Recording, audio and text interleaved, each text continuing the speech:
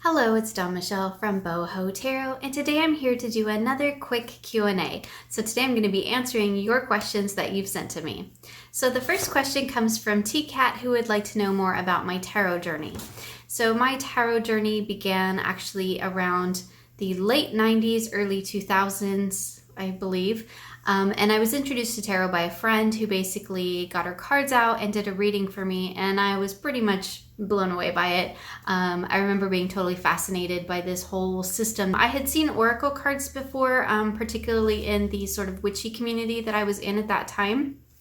Believe it or not, tarot wasn't really a huge part of the divination practice that they were using in the community that I was in. And so really it was more oracle that I had seen, and what I had seen was primarily the sort of Doreen Virtue type of oracle decks, which just at that time really weren't my thing. And so I didn't really get any real good exposure to tarot until my friend actually introduced me to it. And then I worked with her and she kind of taught me how to read the cards in a very, basic way. I finally bought a deck of my own, and I did only have one deck for a very, very long time. I think I've talked about it before. It was the Legacy of the Divine. It wasn't a deck that I necessarily picked out for myself. It was just the deck that was recommended to me by the person that was at the metaphysical store that I was at when I bought it. And I think it was just the newest deck that was out at the time. So they're like, here, this one's great. And it was a great deck, and I did learn a lot from it. I did end up buying another deck, the Fenestra Tarot, because I was looking for something a little bit more feminine, and I really just only had those two decks for a really long time. The third deck that I ever bought was the Steampunk Tarot, the Barbara Moore one, and I love steampunk things. I love anything that's kind of fantasy sci-fi, and so I was like, this is super cool. I bought that one at a metaphysical shop, and that was kind of where my tarot journey started. And T-Cat also asked how I learned the cards when it was new to me. Basically, what I did was just study the cards in terms of, what did they, what were the traditional associations. I used 78 Degrees of Wisdom by Rachel Pollack was kind of my primer. That was my book that I used. I did learn with my friend to start with kind of the basics of the tarot. She actually taught me that there's an underlying structure to tarot, which actually falls more into the numerological and elemental associations than we tend to see rather than the Rider-Waite-Smith type of structure that we tend to see most predominantly used now. So I was taught to read tarot a little bit differently, but then I pulled in that Waite-Smith interpretations or the Waite-Smith meanings when I started reading 78 Degrees of Wisdom. And that was kind of where my base came from. And like I said, I think this would have been early 2000s, around that time. And after that, it was kind of just a really just using the tarot. It's one of those things that I think you can only study it so much. You really need to use it. You need to start doing readings. You need to start making your own associations to it. And so that's what I did. And I think I've talked about that a little bit more in my Growing My Tarot Practice in that little guide where I talk about kind of a little bit more of my tarot journey and how I didn't always used to have a tarot practice that looked like it does now. When I had younger kids, my tarot practice was totally different. It was woven in between, whenever I had time to do a reading, that's when I did it. I didn't really have a practice. I just kind of threw down cards whenever I had the opportunity. And I did keep a journal, but it wasn't a journal. I kept a notebook, basically a 3-ring binder, and I just had notebook paper in there, and I just wrote down whatever.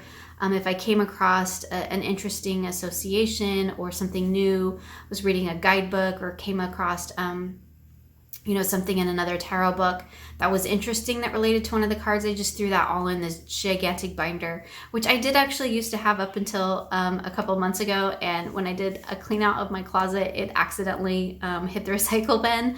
But up until very, very recently, I did still have that binder. I definitely did not tarot journal like I do now. My tarot journal now is more like an art tarot journal. And but I'm really comfortable with the cards. I'm really comfortable with my own personal reading style. And so now I'm at the point where I feel like I can really express my readings in a more creative way as well. And so I like to do that. I enjoy doing that. But man, when my kids were little, I would have never had time for any of that. So my tarot practice has really grown and changed as my life and my family has grown and changed.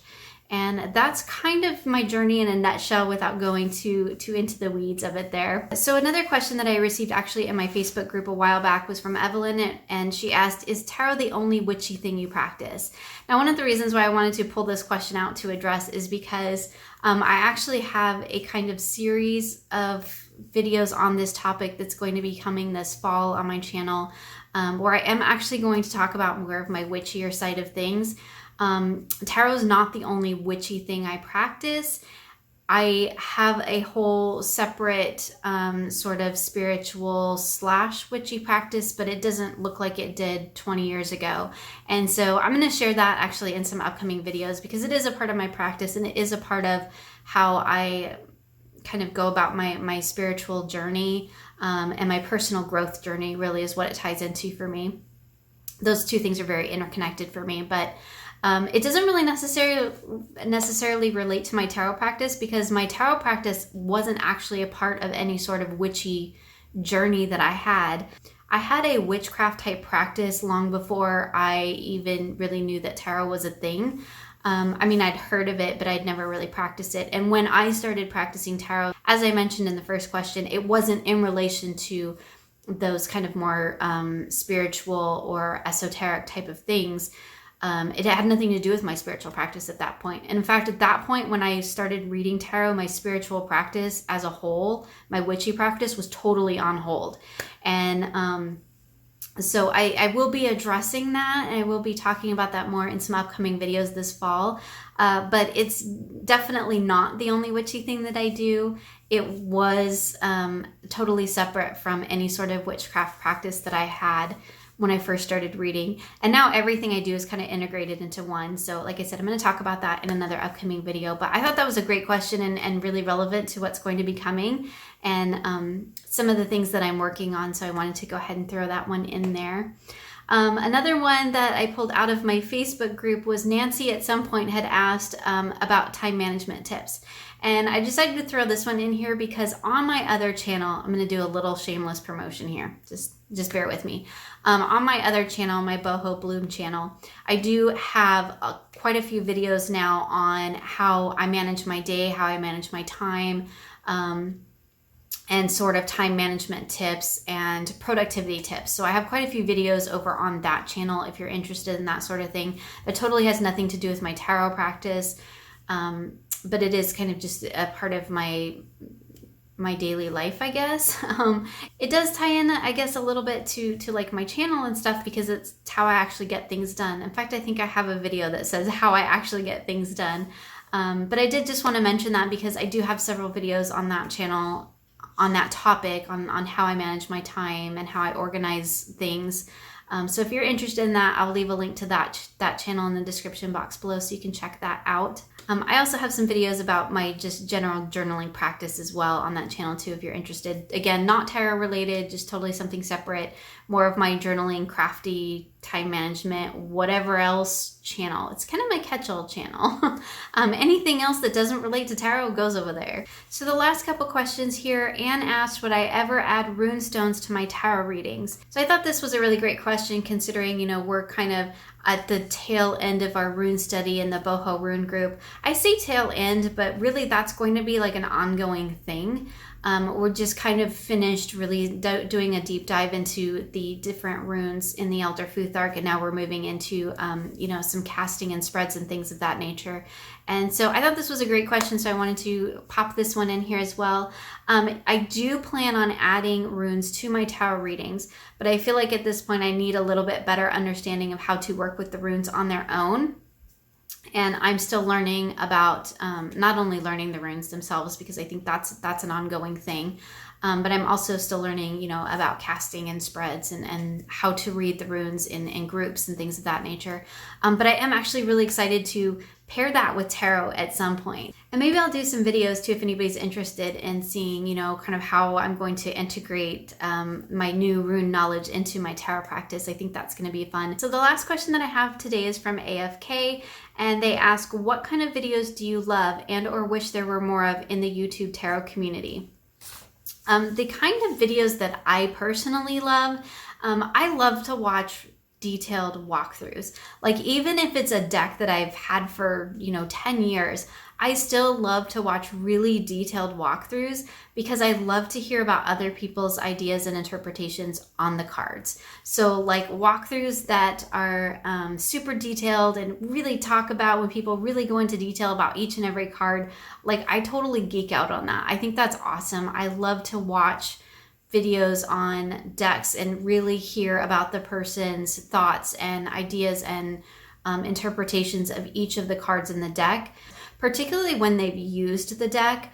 Even if it's a deck I own, I still watch walkthroughs on decks that I actually own. I watch walkthroughs on decks that I've done walkthroughs on because I think that every time I watch one of those, like I learn something new. And those I think are my favorite videos in the TarotTube community. Unboxings are really fun if I just want to see all the cards in a deck to decide if I want to get it myself. I think those are great for that because it's kind of like a quicker kind of flip through of the deck, which I think is really great. But personally, I love the really, really detailed walkthroughs. I love seeing other people's deck mods. I guess that's probably no surprise. As far as what videos that I wish there were more of on YouTube, I would love to see more videos where people talk about decks that they use regularly or decks that they have used. Unboxings are great, walkthroughs are great, like those initial first impressions are really great, but I also like to see like how has this deck worked for you. I love to see that. I love to hear about how other people use their decks, what they use them for, how they feel that they work for them. I really like that, seeing not only just unboxings and walkthroughs and things of that nature, but how people actually use their decks, which is really where the kind of the inspiration for my deck diary series came from, was that I wanted to share how I actually work with my decks. Really just videos on how people actually work with their decks and some more journaling, some more deck mods, all the things that I do. Those are all the things that I do. Those are all the things that I'm interested in seeing too. So I don't know if that sounds weird, but it is what it is. So I think that's it for me today for this quick Q&A. If you have any questions for me, feel free to leave them in the comments below and I'll try to get to them in another video. Thank you so much for joining me today. I hope you enjoyed this video and will join me again soon for more creative tarot for an inspired life.